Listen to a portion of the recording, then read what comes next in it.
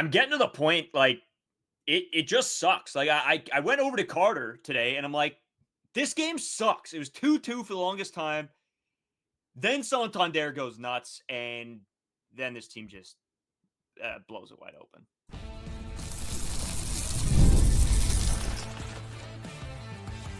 You are Locked On Blue Jays, your daily Toronto Blue Jays podcast. Part of the Locked On Podcast Network, your team every day.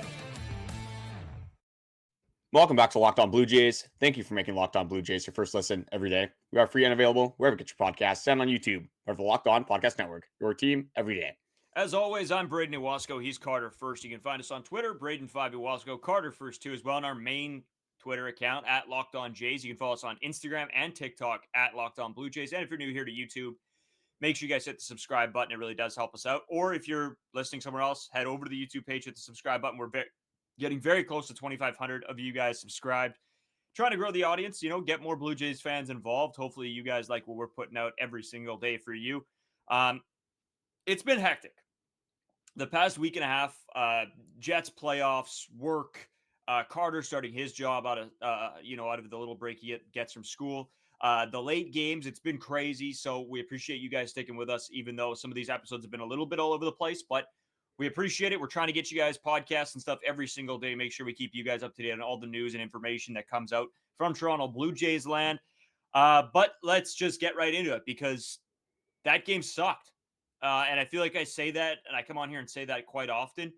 But Carter, it was, I don't know if it was the 5th, 6th, 7th inning. I can't remember when it was exactly, but I went up to you and I said, like, this game, like, for me to stay up and us, like, waiting to do the podcast until after the game, it's got to the point where I'm like, man, like, I feel like we could just start it now and we just have to, like, keep an eye out for the winner because I literally thought nothing was going to happen that entire game. When it was 2-2, then obviously Anthony Santander comes up, gives the Blue Jays the lead in the top of the 8th, and then it all goes to hell. So not exactly what you want to see. A lot of stuff we got to dive into, but Carter, I guess, biggest takeaway from yesterday's game? The Los Angeles Angels suck. I'm going to say it right now, but Toronto Blue Jays might suck even more, which is not a fun thing to say. The Los Angeles Angels coming into this game, obviously they don't have Mike Trout. The lineup, other than Zach Neto, is horrific. Like Jorge Soler is, I guess, okay. He can hit home runs. This Juan Moncada can hit home runs, as we saw apparently. But this team is not good. Their bullpen is the worst in baseball. You should be able to take advantage of a series here. And like you said, like we were already staying up. Our games start at 8:38 here. For you guys in Toronto, it starts at 9:38. You're staying up a long time to watch this caliber of baseball. Like that's what we're doing right now. So it's definitely even more frustrating than normally is because me and you are both pretty tired right now. We said that, hey, like right now we'd probably be sleeping, to be honest, if we could. But no, we got a Jays game to cover. And that's not usually a bad thing. But when it happens like this and you have that 8th inning, and I'm not even going to blame the bullpen, honestly. I mean, you have to a little bit, I guess, because, you give up 6 runs in the 1 inning. But it's the offense, man. It just continues to go back to the offense. Eventually, your bullpen is going to have these blow-up starts, and you haven't really seen it at all. But recently, me and you've kind of talked about this off camera, and the stats back it up a little bit. I'll kind of go into that after. But if you don't throw Yimi Garcia and Jeff Hoffman in a game, they're not winning. They're simply just not winning. And they've had to throw them a ton, and you can tell they're getting a little bit fatigued on the mound, and their innings are looking like they're going to be above average for what they're used to. And just you can see it with especially Yimi Garcia. You saw with Jeff Hoffman today is that as soon as you start getting overthrown, there's a bunch of bad things that can happen. You start losing your command, the velo might drop down. Again, God forbid injury. So it's kind of a scary situation with Yimi Garcia going into this game. He didn't look too bad after throwing 32 pitches 2 days ago. And then again, throwing the 22 that he threw today, only getting 1 out. And now in this game, you've thrown Mason Flardy, Chad Green, you've thrown Jeff Hoffman, you've thrown Yimi Garcia. You've thrown 6 guys out of your bullpen, and you have absolutely nothing to show for it. Yeah, I mean, you sort of hit the nail on the head. I understand the workload, I really do, and that is a problem because you're right. It feels like if you're not sending these 2 guys in, you're not winning a baseball game. But in the same token, I can't place no blame on these guys. I mean, you can't go in with the lead to the 8th inning with your 2 best guys, and don't get me wrong, yes, they are taxed. They are being overused. but you're hoping that they can pull it out. Again, it's just time after time after time. It's seeming like this team gives you hope, and then you get it ripped away from you. And I'm not getting too low because, again, we could see this team go in, and I said my bet was that they were going to lose the first game and win the next two. But the problem is there's no consistency here. There's no consistency with the offense. There's no consistency with the pitching. There's the bullpen, I'll say. The starters have been pretty good all season. I would like to argue that there is some consistency with the offense. They're consistently bad. Sure. That's kind of what they have been, at least with runners in scoring position. Yeah. Okay. Oh, what were they? 0 for 8 today? Yes. Yeah. Like, it just horrific. Again, this goes back to something I say I feel like I'm yelling at a wall, Carter. I say this every episode. Clutch, timely hitting. This team has none of it. Santander, sure, you blast one over the wall to give your team the lead. That's sick. But his first two at-bats sucked. They were straight up horrible. And you cannot tell me, I don't care how many, that's not true. I was going to say I don't care how many home runs you hit if you're under the Mendoza line. But at some point, we need you to not just get the odd home run. You got to be able to do something. I don't care if it's a long double off the wall that you only end up getting a single off of. You can't be hitting 175. I don't care who you are. You can't be hitting 175. I love the home runs. I really do. I've been praying for home runs, but you got to be hitting like I don't know. I'm not just expecting a 290 from Santander, but a 230 would be all right. Not a 175. I don't know. There's a lot that I'm frustrated on. And I think it just gets worse because the bullpen was the one to sort of blow this game. And something that's been so good for this team all year.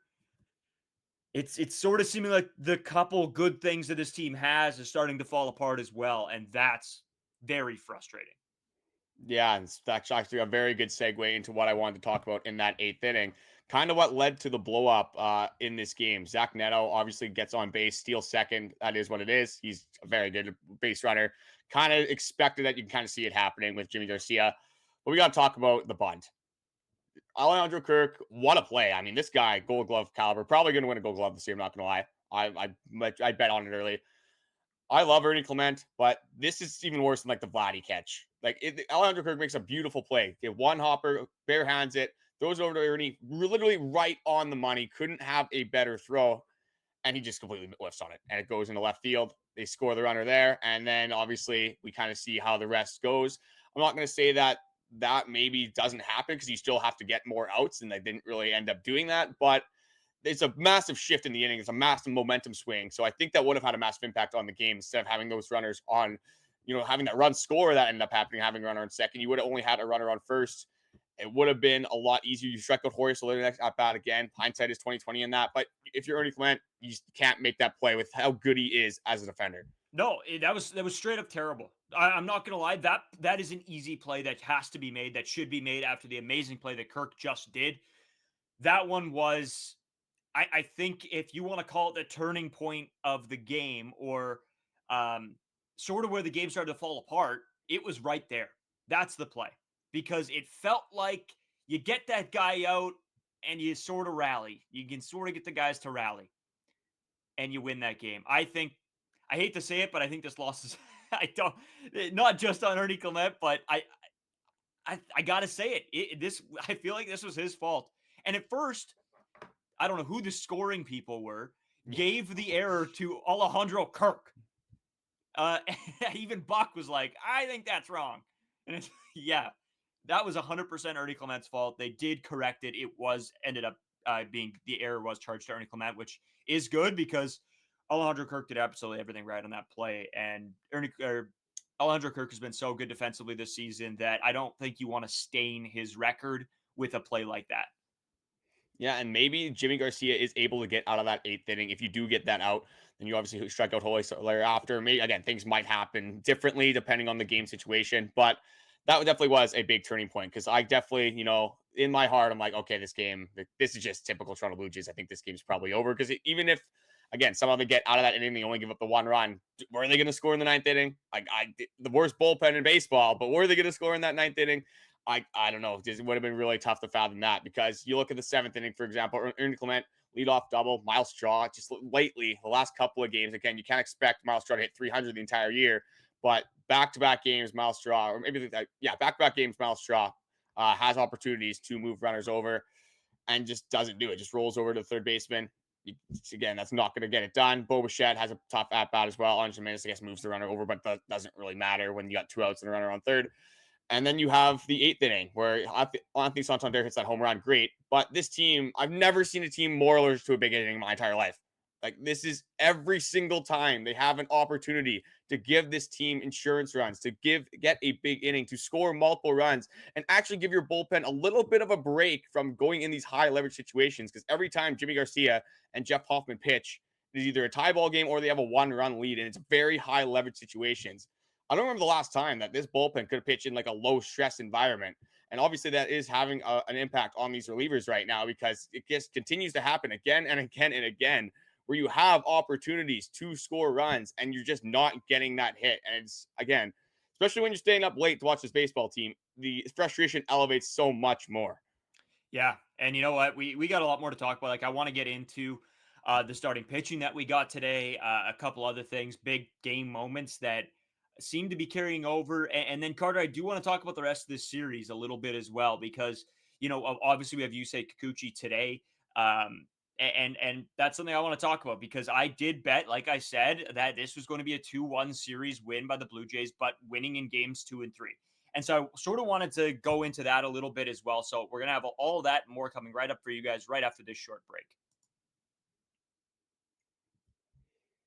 Today's episode is sponsored by Wonderful Pistachios. Looking for a snack that's both delicious and nutritious? Crack into a good source of protein with Wonderful Pistachios. Wonderful Pistachios is one of the highest protein nuts. Each 1-ounce serving has 6 grams of protein, giving you over 10% of your daily value. Plus, they're packed with fiber and better for you unsaturated fats to help you keep feeling fuller longer. As you guys know, I've started a new job this week, obviously. So, like, when we're on the field, you can't necessarily, have this massive meal. I can't, heat up my chili. I can't heat up any of the leftovers, whatever it ends up being. So what I've been doing is I have been using Wonderful Pistachios. It is very convenient, obviously. I can just open up a pack, quickly dump some in my mouth, keep me satiated throughout the day, keep me feeling full and energized for when I'm out in the sun. Another great thing about Wonderful Pistachios is that they are a complete protein. They provide all 9 essential amino acids. Whether you're running in between meetings or dropping off the kids, Wonderful Pistachios is a snack that works as hard as you do. Get snacking and get cracking with the snack that packs a protein punch. Visit wonderfulpistachios.com to learn more. That's wonderfulpistachios.com to learn more.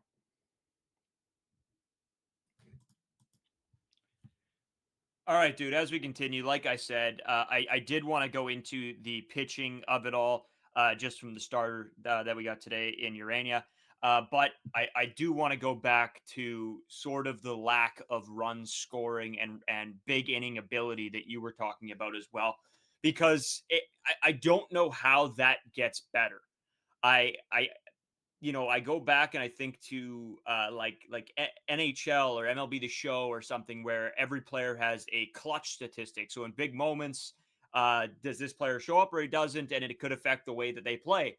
Well, this team's clutch ability right now is like under 30%. Like, there is very few moments where this team in a big situation that they can come up and score a bunch of runs. And like you said, save the bullpen, doesn't get a job done. And it's sort of becoming a joke. I was at work the other day, I think it was for Jets game 7, I believe. And the Blue Jays are playing on the weekend. And it was, the Blue Jays fall again in a close game. Or it was, I can't remember what game it was exactly, but it was, the Blue Jays fall again in a close game. The Blue Jays, I feel like, all their games are tight going down to the wire. And it's one inning that they get blown up, and it ends up being a 5 or 4 or 3-run lead for the other team, and that's the ball game. This team, I got to take a look back and see when the last time this team scored more than 4 runs in an inning, Carter, because the amount of times that it happens is so low. The ability to string together enough hits and big hits to score that many runs just evades this team. Yeah, and I got a very just unfortunate stat. I don't even know if I want to say it just because it sucks. But MLB team runners left in scoring position per game. Toronto Blue Jays are at number 30 in the MLB. If you guys didn't know, there's 30 teams in Major League Baseball, and they are at 4.17. The Chicago Cubs says are right behind them at 411. So it's just has not been good. Simply, they're just not cashing in the right moments. They are, again, now other than that little stretch that they had where it's sort of the worst offense we've ever seen. This offense is still pretty bad, but at least they are kind of getting on base once again. But we're kind of getting back to that frustration where, again, you just cannot get the timely hitting, which we sound like broken records, but that is literally happening. It seems like every single game where there is multiple instances where you have multiple times where there's runners in scoring position with no outs, one out, whatever it is, and they just fail to do a job consistently. Whether it's even just moving a runner over, we're struggling to do that. Like even with bunting, sometimes the bunting has been working, and you do set up your team to have runners in scoring position. Third and second just happened the other day with Ernie Clement bunt. And Miles Straw again swings on a first pitch and he doesn't move over the runner. Earlier on this season, this team was doing jobs. That was one thing that we were really harping on. We saw it early on that these guys were being able to move over runners, play a little bit of that small ball because they lacked so much power.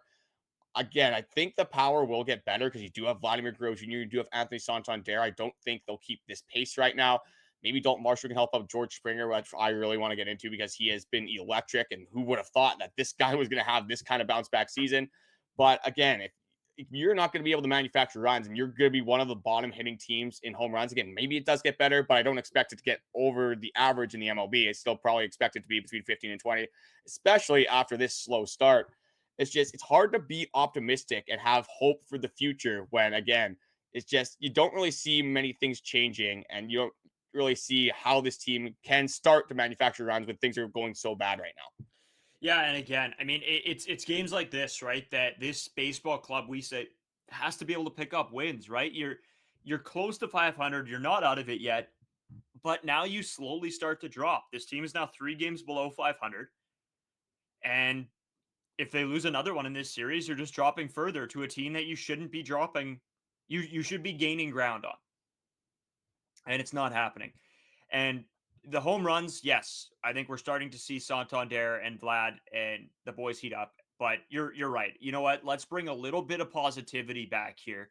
2 things that we can talk about that I think went fairly well for the Blue Jays. Let's start with George Springer, Carter. I mean, the guy really has been just unbelievable. I going into the season, I could have told you that maybe I would be thinking that George Springer needs to be sent to the moon. But this season, with a 309 average, a 416 on base percentage, a 511 slugging, and an OPS of 927, George Springer has been absolutely immaculate. That might be stats before That definitely the is. game. It's gotten better. I think it's gotten better. 316 average, 419 OBP, and a 541 slugging. There you go. Yeah, the 960 OPS after that, obviously, home run that George Springer hit. Just absolutely nuked that baseball into oblivion. And then again, I try to keep it positive, but then again, you have that first inning. You obviously know what happened. Taylor Ward hits a home run, and it kind of just diminishes that home run. But you can't complain when you are getting George Springer home runs. And a lot of this is due to I think there's a massive approach change that we're seeing with George Springer at the plate. And the stats definitely do back it up. George Springer's chase rate is in the 98th percentile at 60.5%. His walk rate is at 15.7%. He's just not swinging at balls. He's only swinging at strikes. He's only taking most of the time, I was going to say 95% of the time, he's taking very good cuts at the plate. Baseball savant again, it is early on the season, but everything is red. And it does come from that approach. You want to know George Springer is a veteran, maybe trying to do too much at times last year, kind of letting the pitchers come to him this year. And again, not helping them out whatsoever, which is going to be massive, especially when you got guys with disgusting stuff. A lot of the time they're trying to get you to chase, especially in advantage counts. George Springer has been very good at working those counts to get into his favor and also working deep into counts.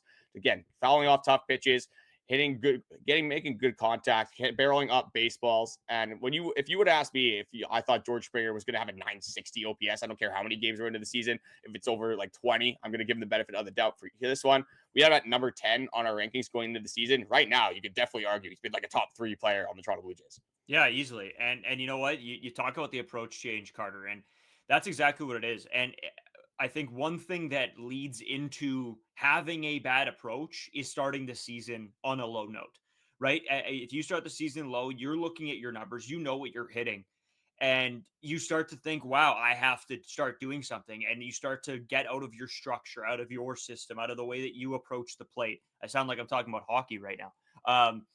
But that's what happens. You start chasing pitches because you start to get the feeling in the pit of your stomach that you have to do something. So I think George Springer having a good start to this season is going to only positively affect him moving forward. Now, do we see that change if he goes through a little bit of a dry spell and then he starts to then again leave his structure at the plate? Maybe. That's something to keep an eye on, I guess, as the season moves on. But we even saw that with Vlad at certain points. We've seen that with Bichette a little bit last year, where he feels like he needs to come in and make this huge impact, huge difference, and that really only hinders a player more than it actually helps them. So, I'm really interested to see how George Springer continues through this season. I never want to prey on anybody's downfall for the Toronto Blue Jays, so I'm very thankful that George Springer has proven all of us wrong, at least for the start of this year. Carter, in saying that, like I said, I did want to talk about the pitching. I know there is a lot to go through. Jose Urena today goes 4 1/3 inning with four hits allowed, 2 runs, 2 earned, and 2 strikeouts with a walk and 1 home run given up. To be honest with you, I thought he was good. He gave up that home run. That's tough. But really, for the most part, he was getting the job done. And for a guy to come in right off of joining the team and making an impact early, good on him. I think this is a great start for him. Yeah, I don't think you could really complain about the start again. Like, I'm going to kind of play devil's advocate here. It is the Angels lineup. Like, it's a pretty bad lineup, to be honest. 4 1/3 innings. Again, 2 runs. I was hoping for 4 innings of 2 runs. So you mean you get that extra out. I'm not going to complain about it. The only thing that is a little bit of a cause for concern, but we knew this going in, I talked about in the last episode, is that he doesn't really have any strikeout stuff whatsoever. No. It kind of does help out that he has still around 95 with that sinker. So obviously having that velocity is going to be beneficial for him. But again, when you're not being able to strike out hitters, you're not being able to get those chases, those whiffs, your upside's going to be very limited. Again, you're not expecting Urena to be this like massive, like all of a sudden unbelievable starting pitcher that makes massive strides. You just want him to be a filler. You want him to, again, if he does this every single time, 4 1/3 innings, 2 runs, I'm not going to complain about it whatsoever. Yeah, but definitely cannot complain about the Jose Urena start. But I'm not going to lie, after that first inning, was a little bit nervous, was kind of thinking it might be one of these Casey Lawrence things because he didn't look great in that first inning, but obviously did kind of settle in a little bit. But I'm still looking to obviously see when he does play a better baseball team, a little bit of a better lineup, what he is going to do against that kind of team. And I think that is obviously going to come up against the Seattle Mariners, who just are constantly just launching baseballs into orbit. Yeah, and I guess we'll have to wait and see. I got to give him the benefit of the doubt. I think it's also your first go with a new team, and you come out, and I think again, all we have to ask for this fifth spot here is for somebody to give this team a chance. And he gave this team more than enough for a chance. And just, again, this team just can't back him up. And that's been a cause of concern for this pitching staff all the time, is that these guys go out and they have a great day, and yet they get no help whatsoever. So, again, a big problem for this game is you burn the bullpen again. I think Hoffman, I think he'll be okay to go. He should be. Throw that many, so I think he's fine. But you're just looking up and down. You got Urena, then you got Green, then you got Flardy, Dylan Tate, Garcia, Hoffman, and then Lawler has come in as well. So it's just a lot of guys for one game. And the worst part about that is that you lost this game. So how does this affect the series moving forward? Will it? I have to wait and see. Yeah, I'm basing off of what happened kind of today and previously on who's not going to be available tomorrow. I don't think you'll have Chad Green. I don't think you'll have Flardy. I think if you really need him, you could. And then Jimmy Garcia will be shut down. So you'll probably see Yariel Rodriguez, probably see Brendan Little. Hopefully you do get a good start because they drastically need it right now. Jose Berrios on the mound should be a guy that can eat innings. Obviously going to be a very fun matchup for tomorrow's game with that Yusei Kikuchi obviously coming back to town, which we will talk about in this third segment.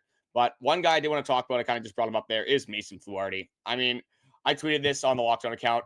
How in the world did this team pick Richard Lovelady over Mason Flardy? I've been saying this all season, but like my God, like he's unbelievable. And he only throws 2 pitches. Again, we talked about if he has a third one, I mean, just give him the Cy Young. He'll be the first reliever in a long time to win Cy Young. So obviously not going to go that far with Flardy, but he has been very successful this season and very impressive against right-handed pitchers. He's pitched 9 innings and hasn't given up a single hit to right-handed pitchers yet.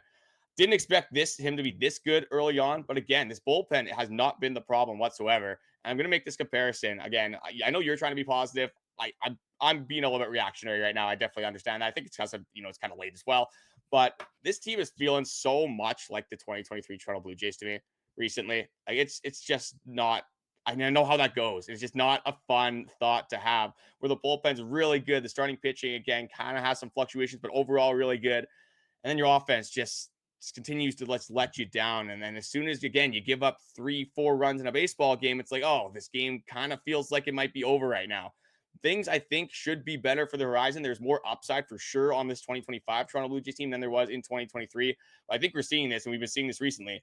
They don't have a floor established whatsoever. There is zero floor on this Toronto Blue Jays team. The floor is underneath. It's probably 6 feet under right now, the way the Toronto Blue Jays team is playing. Yeah, and you know what? It's sort of a weird dynamic with me and you today. Usually, I'm the one that's flying off the handles negativity, but yeah, a little switch up. But I, this is my problem: is that with this team and how this goes, is that they go on a stretch of baseball where they might still win games, but I'm frustrated with the type of games they're playing, and they're losing, and I'm like, God, this team just can't figure it out.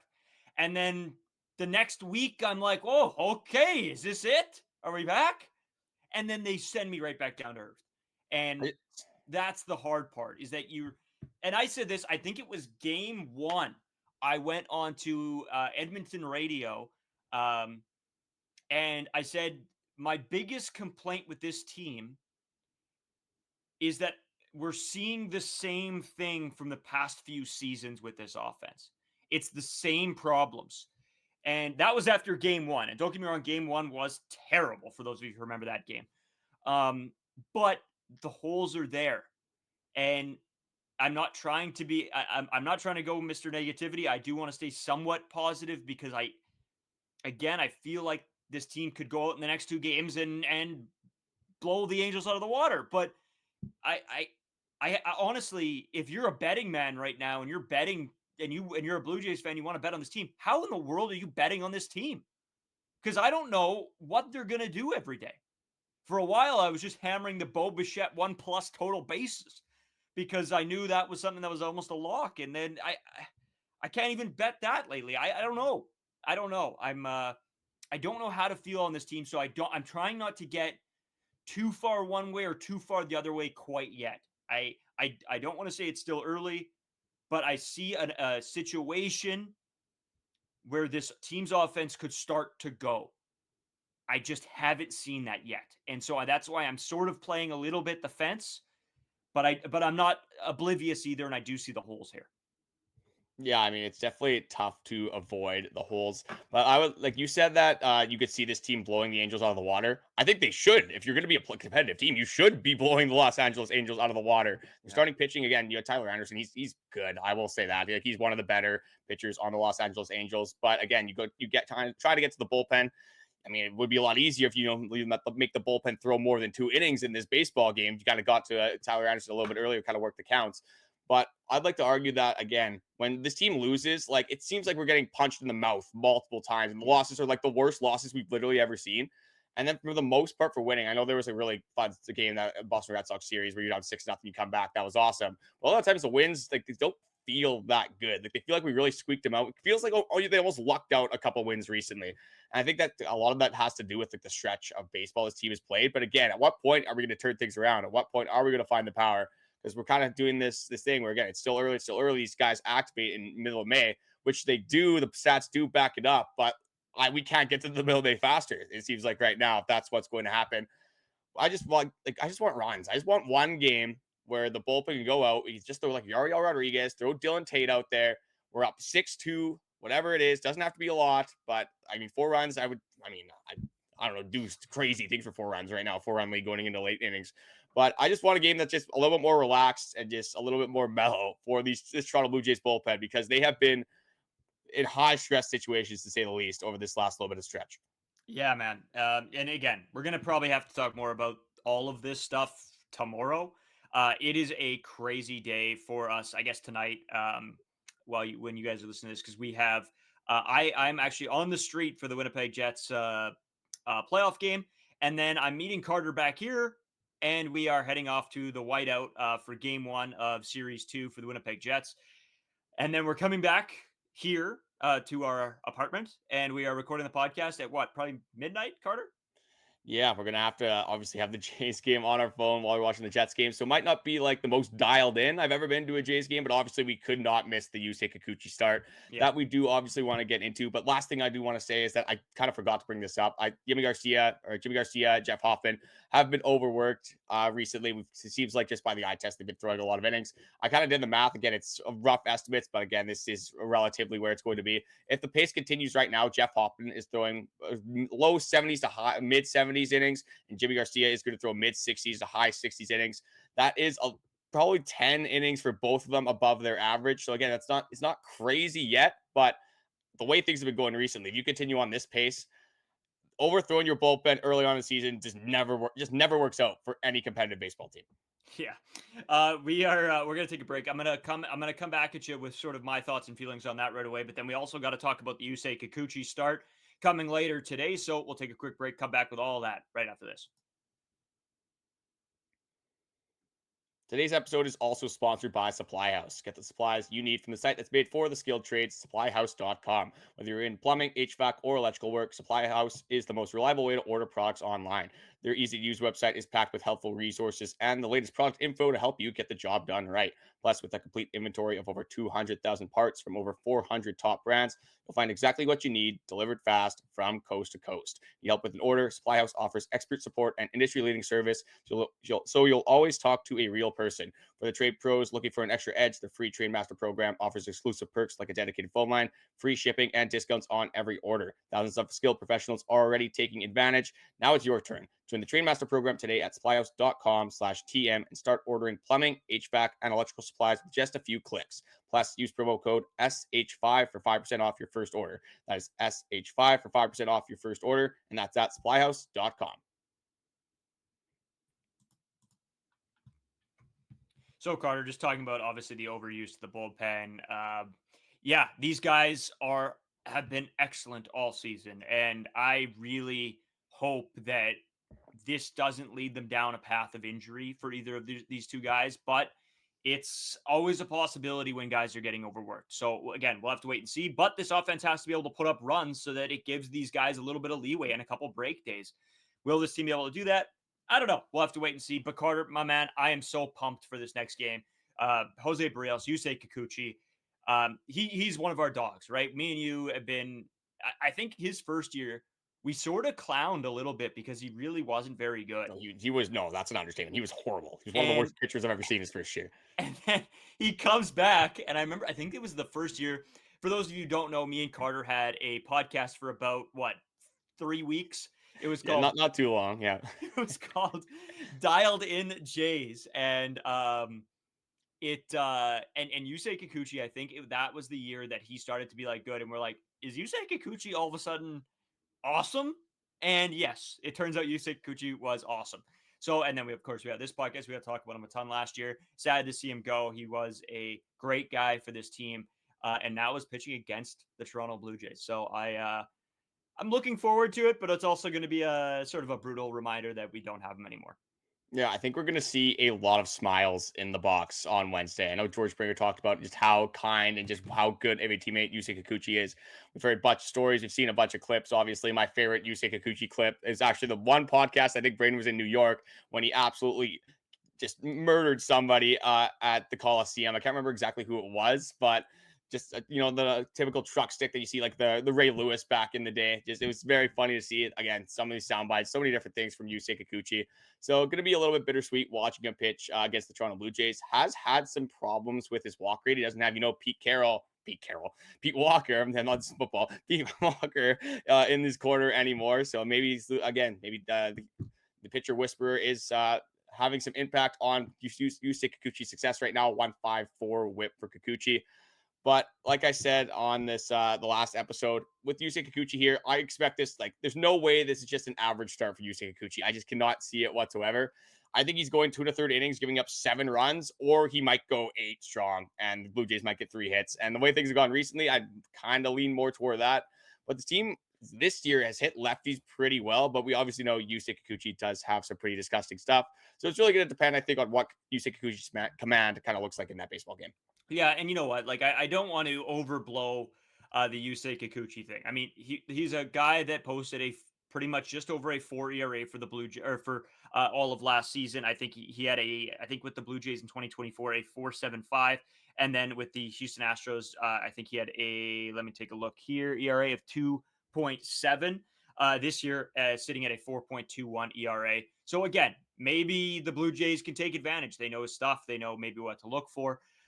It'll be an interesting one for sure. And I'm pretty interested to see how this one plays out. Thankfully, I have Sportsnet Plus, so me and Carter can both be watching the game on our phone together as well at this Jets whiteout party, street party. But yeah, and then obviously we'll break it all down for you guys on the podcast coming out tomorrow. So keep an eye out for that.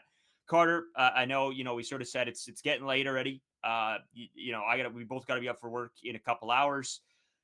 Hopefully we can actually get some sleep tonight, because I then have to. I think tomorrow's is going to be. I mean, Thursday might just be a write-off. I'm not going to lie. Yeah, see, that's the worst part, is that we're watching this brand of baseball, and now I'm at max getting 6 hours of sleep, which isn't like, it's not the worst thing of all time. But again, if you continue to stack up these days, especially if Toronto Blue Jays continue to stack up days like this, I mean, my mental health is going to go down very quickly. But again, maybe it is late. Maybe I am being maybe I'm overreacting right now. Let me know in the comment section. Which side are you on? Is this team a cause for concern? I know we talked about there being a lot of similarities over the last few years.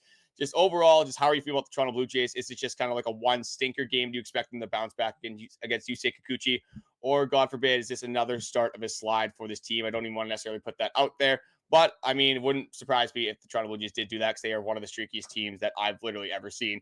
Just want to end this episode by saying thank you guys for watching. The likes, comments, all the support recently has been much appreciated. We have noticed that about 76 of you guys are not subscribed. So if you are tuning in, coming back to the episodes helps us out a ton. Also keeps all of our content at the top of your page. Be sure to follow us on Instagram, TikTok, YouTube, Twitter, all the stuff that we obviously do plug on this podcast in the description as well. Brayden, you got anything else to add before we do end up going to bed here?